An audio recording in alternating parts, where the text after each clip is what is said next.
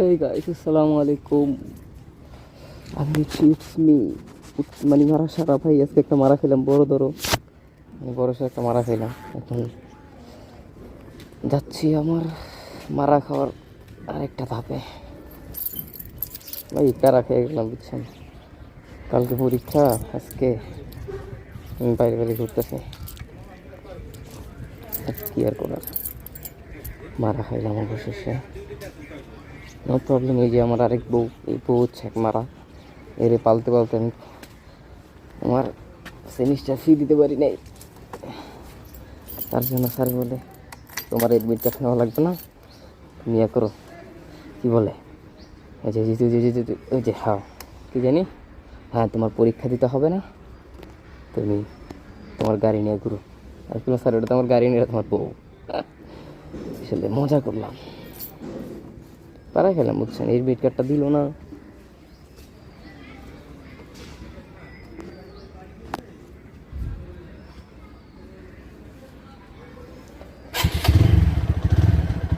তেলও নাই বা টেয়া দিতে পারতেছি না, কিন্তু টাকা দেওয়া লাগবে। টাকা দিতে পারতেছি না, তেল বই দেবো। হ্যাঁ, আমার মাঠগাটা পিছে লাগলো, এটা কোনো কথা? শালা মাথা গরম তো, তাই ঘুরে জুত পাইতেছি না, মেইন হচ্ছে এটা। গাড়ির সাউন্ড এমন লাগে কেন?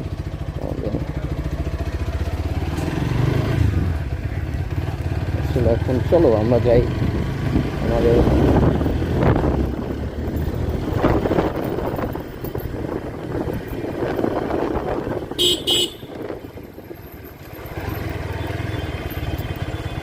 ভালো লাগে না, আমাদের সময় খুব গরম।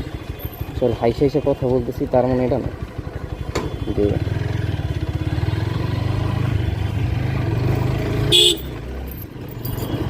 মাথা মাথা খুব গরম। যদি এখন যদি মাওয়া এক্সপ্রেস উঠতে পারতাম, বিশ্বাস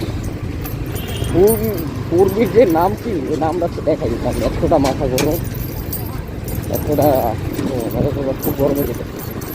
এক হচ্ছে কালকে পরীক্ষায় দিক দিল না, সমস্যা নাই, হলে যে আমি এডমিট ছাড়া যাবো, হলে এডমিট ছাড়াই যাবো, এইটা শিওর। 100-এ কোনো ইয়ে থাকবে না যে হলে আমি এডমিট ছাড়া যাবো না।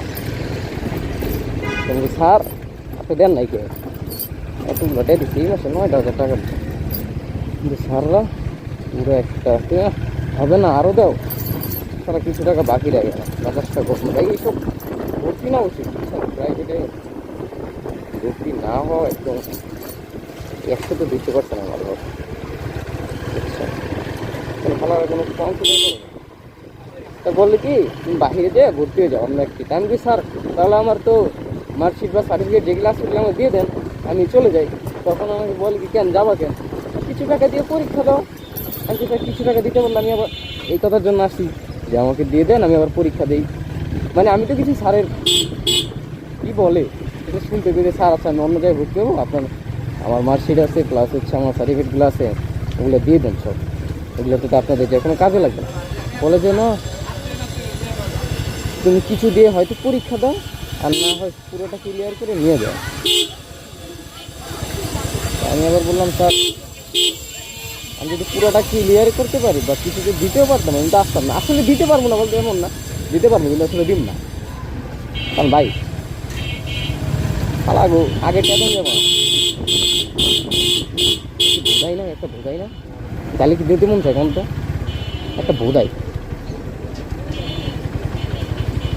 একটা বোঝাই করে বোঝাই গাড়ি চালা।